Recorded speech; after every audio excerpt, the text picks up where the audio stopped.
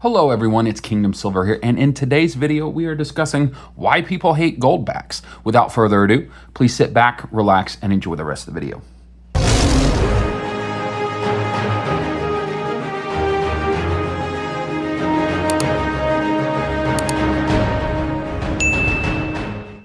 Thank you so much for checking out the channel. Let's dive right in. So just to clarify right off the bat, I don't hate Goldbacks personally. I am skeptically hopeful, if that's a term you can use, on the future of Goldbacks. I think that they're a really interesting concept. They're gorgeous, as you can see here on the screen. And, I believe that there's a good chance that these could be very successful. However, the main reason that I'm coming up with this video is, without fail, any video that I do on Goldbacks has the most engagement on my channel. It's interesting too to see because you have so many diverse opinions, and I love interacting with different people in the community, and it really gets very passionate. There are people that absolutely love these and live and die by them, I feel like, and then there's other people that are like, I've had this said, this is a scam, this is a crooked company, there are things that, you should never touch these or get, close to them with a 40-foot pole. So I think on this channel, my goal is not to tell you what to do. I want to give you the information that you can use to then take back to your personal financial advisor, to consult with your family, make the best decision for yourself. You shouldn't just take my word for it. So I think, in all fairness, we should talk about the reasons why, because on the channel I've done some on like, hey, here's the benefits of Goldbacks, but what are the disadvantages, or what are the things that the largest critics or critiques of the Goldback are that I've been hearing?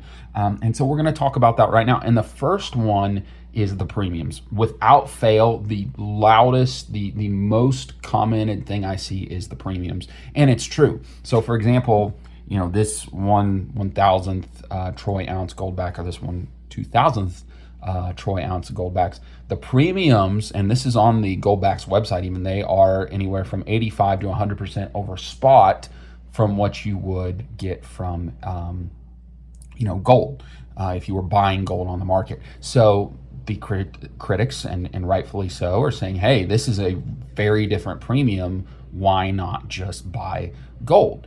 And in fairness to them, I haven't bought any Goldbacks since this time. Now, with the new release of the Oklahoma Goldbacks, if there's a couple of designs that are interesting to me, I'll probably pick some up. But since that time, I've picked up this. This is a 1896 half eagle, and a gold half eagle, and this is absolutely gorgeous. I picked this up at spot. I also picked up this roll of 90%, if it can focus here, half dollars, and then this 90% silver quarters at spot. Let me see if I can get them in the picture here. So with that being said, I have not purchased any more Goldbacks. Why? Because of the fact that the premiums were just so good on these. Picking up any gold or silver at spot, physical gold and silver at spot, I'm going to do it every time, and twice on Sunday.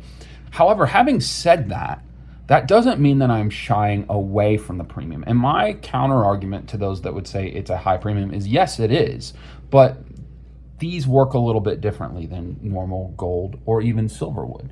And the reason for that is that these can be accepted at any state, right, that is part of the Goldback program. And, for those that have had the premium, they would say, hey, I heard plenty of these comments, I've made my money back and then some on the premiums that I originally paid for these. Now, having said that, a lot of that is the rise of gold and silver, right? I don't think these are necessarily appreciating faster than normal gold and silver. So the counter argument to the counter argument would be, hey, these, they're just moving with the price of gold and silver. However, or I should say gold at this point, because there's not a lot of silverbacks out there.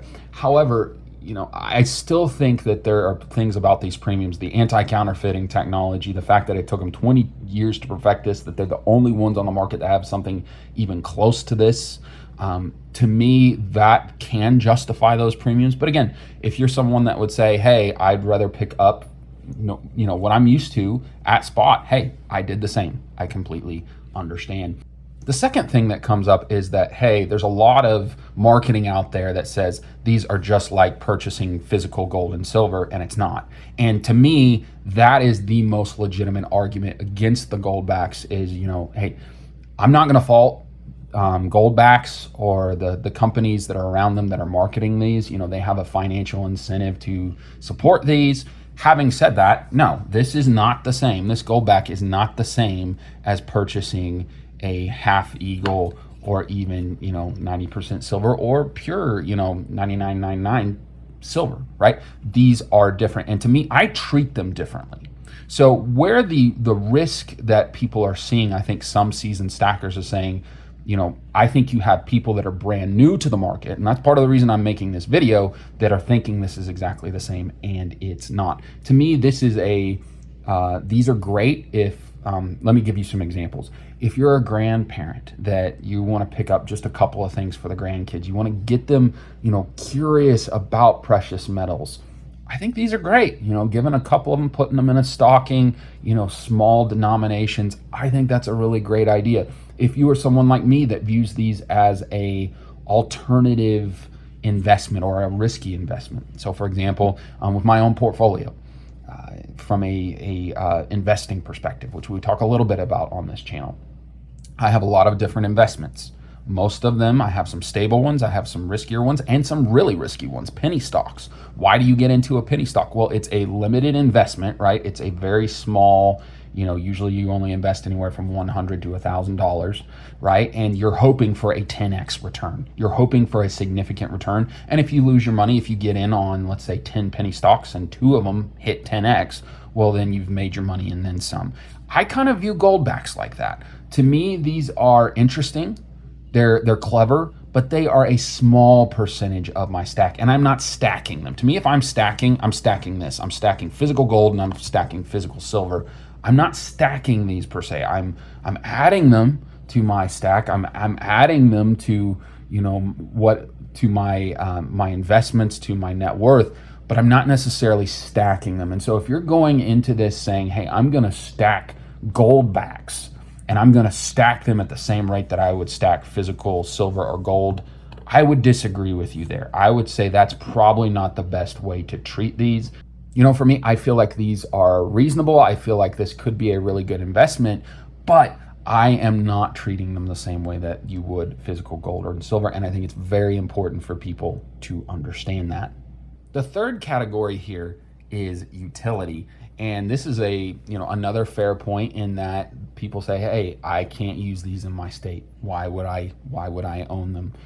For those that are in their states, I have actually had people that do live in these states where the Goldbacks are, and they have used these before. I've had those comments and conversations with people on my channel. However, a lot of people, there's not a widespread adoption. And so people are skeptical. And as humans, you have the life cycle of a product. You learn this, at least I did in college, that, there's the early adopters. Those are and then you've got the angel investors that are way in there early, but then, it takes a while for widespread adoption. And so I think what you're seeing in some of this is there's waves, right? There's waves of people that are willing to get in on these investments, and there are people that are like, nah, I'm going to wait.